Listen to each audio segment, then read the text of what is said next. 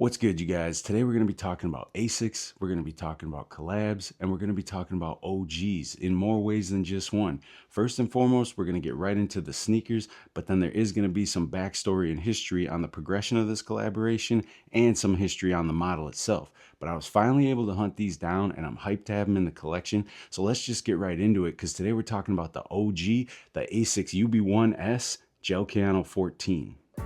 Of course, with this being a Kiko collab, you can expect elevated materials, but on this model specifically, they all really come together in a way that just hits different. Starting off with the toe box, the thing that stands out to me the most right away is just the mesh they decided to use. This seems a lot different than what you would find on a GR version. The upper layer is in this like glossy, almost like fishnet feeling material, and then underneath you have this really intricate woven pattern. And the desert tan panels that wrap around the toe box have a different kind of sheen to them. It gives it a really nice texture in hand. I'm not sure if I'm going to be able to pick this up on camera because it's just so fine, but if you look really closely at these panels, there's an all over striping kind of pattern to it that I think gives it that shine. Coming up the forefoot, you get this classic Kayano 14 segmented area for increased flexibility, and the outline of it is an even darker tan than is on the rest of the shoe, and these white areas have almost a glossed effect with those black motion lines going across. That white and black combination continues onto the lateral side of the ASICS logo, where the horizontal lines are in white and black with this sort of glossy effect,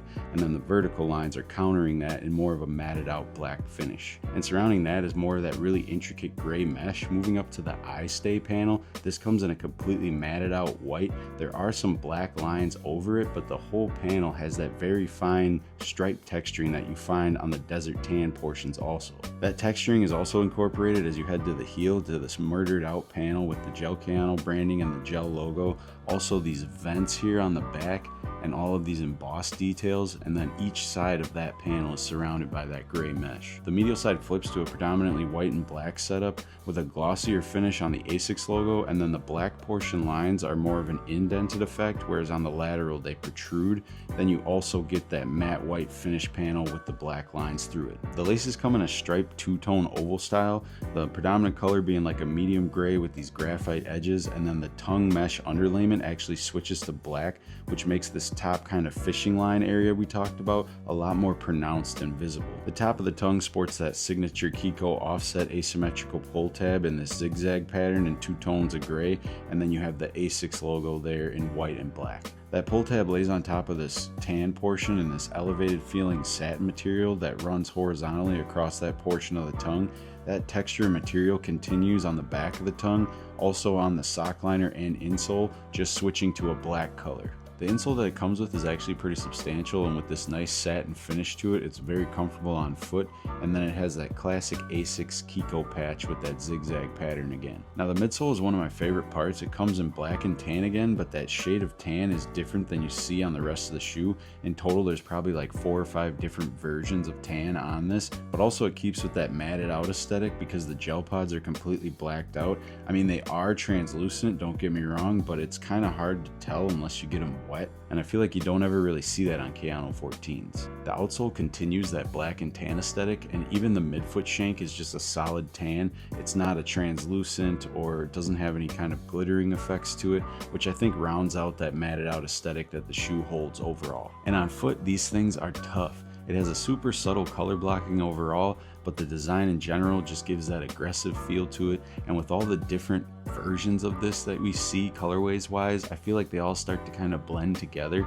So I really like how this one stands out from that with that more utilitarian kind of minimalist and definitely a militant look to it. In my opinion, this is one of those sleeper heat pairs where at first glance someone could think that, oh, it's just really plain, but once you get into all the really intricate details and the different color combinations and textures, it really is some heat on foot, and of course being one of those kind of if you know things. Now with this shoe being pretty hard to come by and not to mention expensive, if you're not able to track down this pair specifically, I would say as a good comparative option would be this one from the Unlimited pack.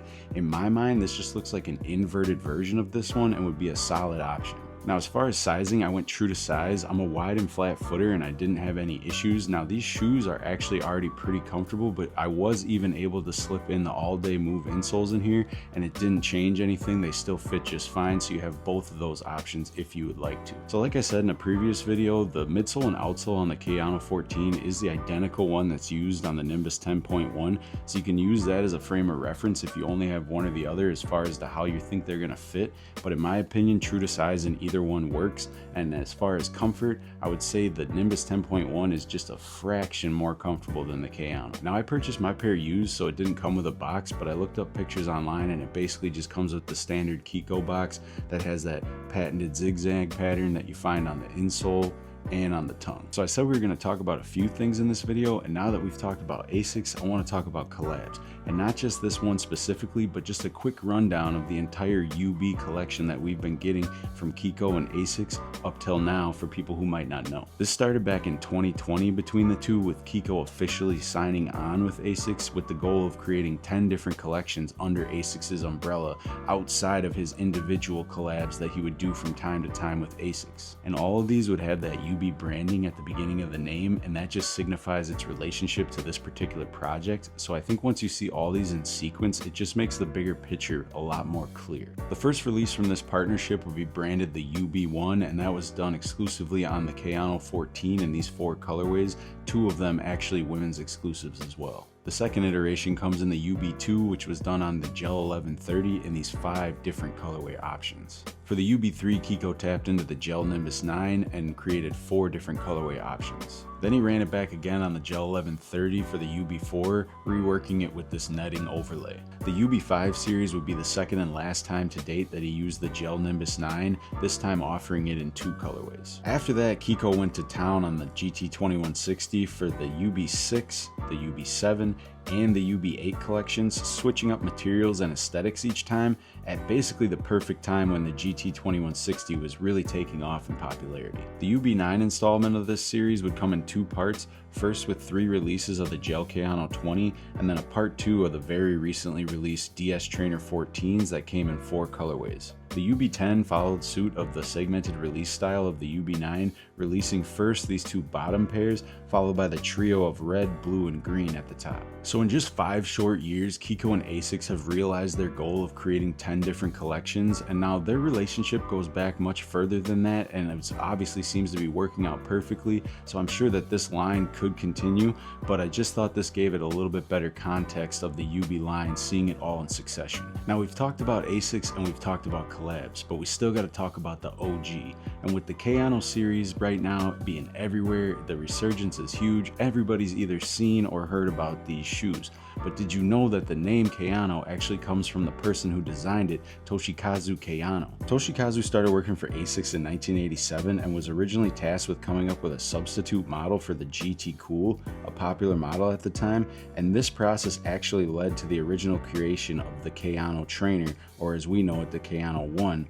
The Kayano Trainer was released in 1993 as a cross trainer, something for running as well as being at the gym. The inspiration for this model was actually taken from the Stag Beetle and how it has a tough exoskeleton but also can move agilely. The traction pattern on the outsole is actually meant to represent the pincers of the Beetle when the soles are viewed together. 2 years later, Kayano was placed in charge of re-engineering the design of the original Kayano Trainer, and since has been the direct designer of every Kayano model from 1 to 13, with each iteration being based on the Japanese philosophy of Kaizen, meaning the process of gradual improvement. The Kayano 3 showcased one of these improvements with the introduction of the ASICS DuoMax technology, a dual density foam on the inner side of the heel that controls inward heel rotation and overpronation. The branding and technology is even more visible on the more well-known model, the Kayano 5, which is also the first time visible gel pods were used on an ASICS model. The next big technical improvements came in the form of the ASICS Institute of Sports Science, otherwise known as ISS,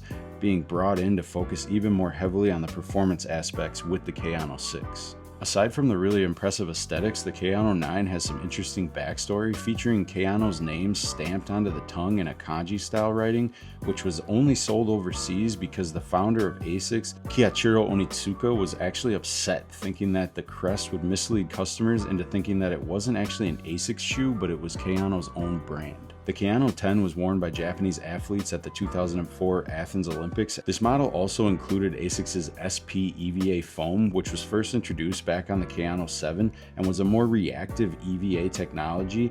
And unlike how we know the series today, the Kayano line wasn't actually officially numbered until the release of the Kayano 7. This model also included a split panel design by the crest of the toe box, identical to the one that you can find now on the modern Kayano Legacy. Then in 2008, the Kayano 14 was released, and this marked a change in the creative direction of the series, being the only Kayano that was not directly designed by Toshikazu. He had stepped away, and Hidenori Yamashita created the 14th version that had a massive resurgence that we know today.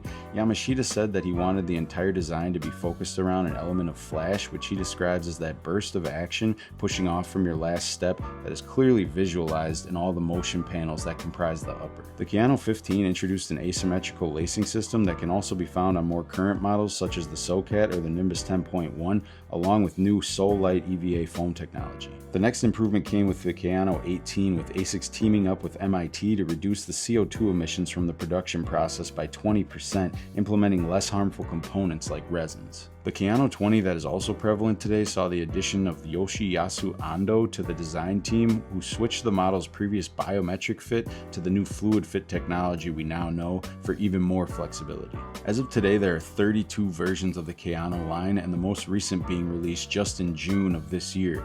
This also marks 37 years that Toshikazu Kayano has worked with ASICS. Knowing all this history just really puts him up there in my mind as like a Tinker Hatfield for ASICS, not only for his work with the GEL-KAYANO line, but just all the other projects that he's been instrumental in working with ASICS over the years. But that's going to wrap it up for this breakdown and review, guys. If you wouldn't mind throwing a like or a comment or even subscribing, all that would be greatly appreciated. But I'll catch you guys on the next one, and remember, life's short, so buy the shoes.